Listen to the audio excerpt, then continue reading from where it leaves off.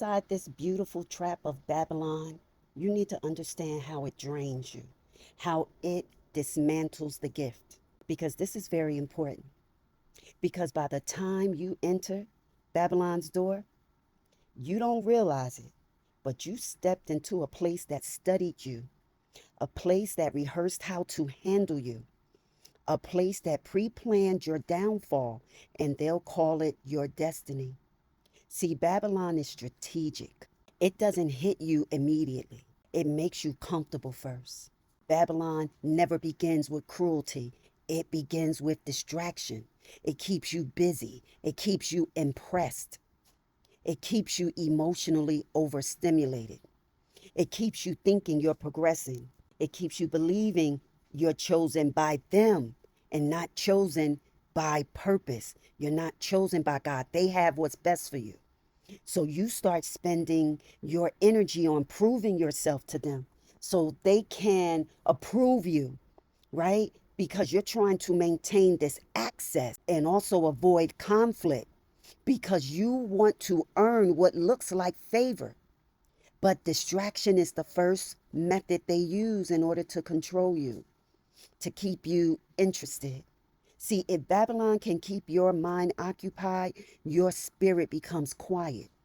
If Babylon can keep you entertained, your discernment becomes very faint. It's not as vibrant. It's not as loud. It sounds lower than a whisper. Because if Babylon can keep you flattered, your self protection becomes weak.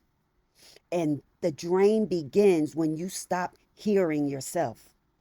Babylon uses praise the same way other individuals may use weapons.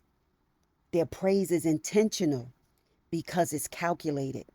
It's designed to keep you attached to the attention. But ain't nobody loving you that much. Because once you're attached, you'll tolerate treatment you should have walked away from immediately because they'll tell you you're special, you're different, you're needed here. No one else is like you. You're lucky we chose you. We see what others don't see or didn't see or can't see or are unable to perceive. And that feels good, but it's not real. That's the bait. Because the moment you depend on their praise, you become vulnerable to their criticism. And you're already sensitive, highly sensitive, spiritually sensitive.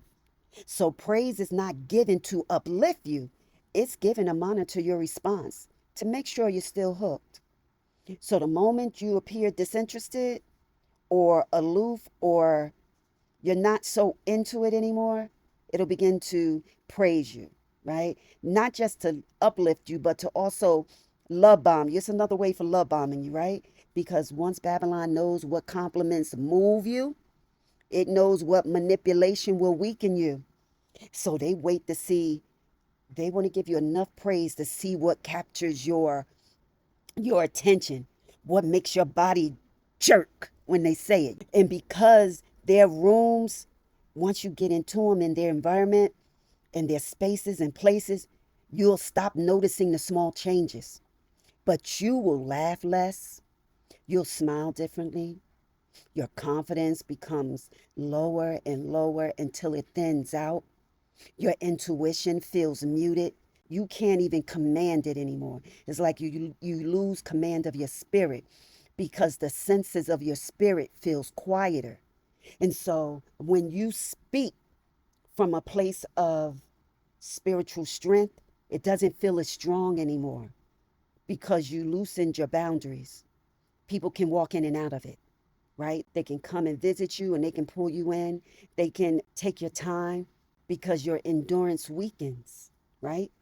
And you start shrinking yourself to fit a place where you were never meant to enter. And this is not accidental.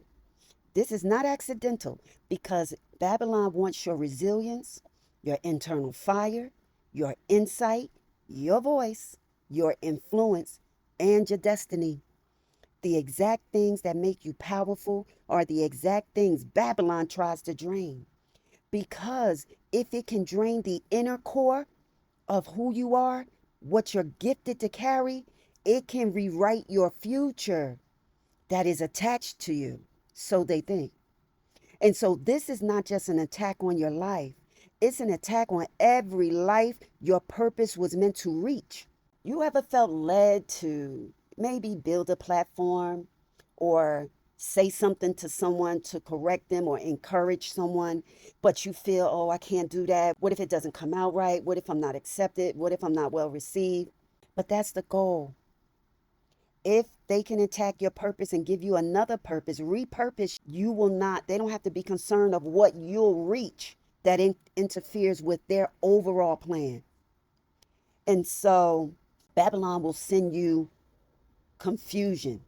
They'll send you relationships that consist of confusion because Babylon doesn't operate alone. It uses people as delivery systems. Some come as friends, some come as connections, some come as mentors, romantic interests. They'll come as leaders, co-workers, and even supporters. Every person Babylon sends has a role. Some are sent to flatter, others are to monitor. There are those that are here to distract you. There are those that need to weaken you. Others that are sent to compete with you secretly. And there are those that will drain you emotionally. The others are sent to study your weak points, to sabotage your confidence, to attach themselves to your purpose. And some are sent to convince you that you need their approval to succeed.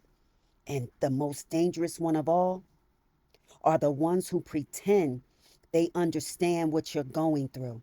Because shared pain is one of Babylon's strongest tools. So you'll believe you have a bond with someone, but it's false. They'll make you feel safe. That too is false. They'll make you feel like, you know what? You and I are aligned, right? So you have to be a gift from God, so to speak. It has to be meant to be. But that's false too. And by the time you recognize the truth, they've already taken pieces of your confidence with them because you are now codependent. And then they'll begin to feed off you. You'll feel tired in places you can't explain. You'll feel heavy even when nothing is happening. You'll feel watched even when you're alone. And you'll feel confused about choices you used to make with ease. You're pressured to please people who don't value you. And disconnected from your inner voice, disconnected from your gifts, because it feels like your gifts are being used against you. It feels like your shine or you're glowing on the outside but fading inside because you feel homesick for a version of yourself you haven't seen in a long time. And that is the moment that you begin to wake up because the chosen always recognize when something is violating their inner peace. Babylon can fool your eyes, your emotions, and they can even manipulate your environment. But Babylon can never silence the truth inside your spirit. So Babylon drains gifted people for one reason: to reroute your destiny away from its intended path. So if you feel drained, you can't think clearly, you're drained and you can't see clearly, you're drained and you can't hear guidance clearly, you're drained and you can't walk confidently, you're drained and can't break generational patterns and curses, you're drained, but you can't lead, teach, build, heal, or speak with your full power. Babylon wants your potential without honoring your purpose.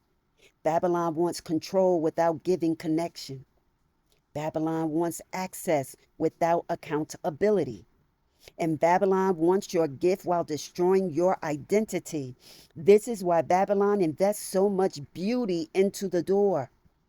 Because losing you is losing profit, losing influence, and losing power. And the gifted are not targeted by accident. The gifts and the gifted are targeted by design.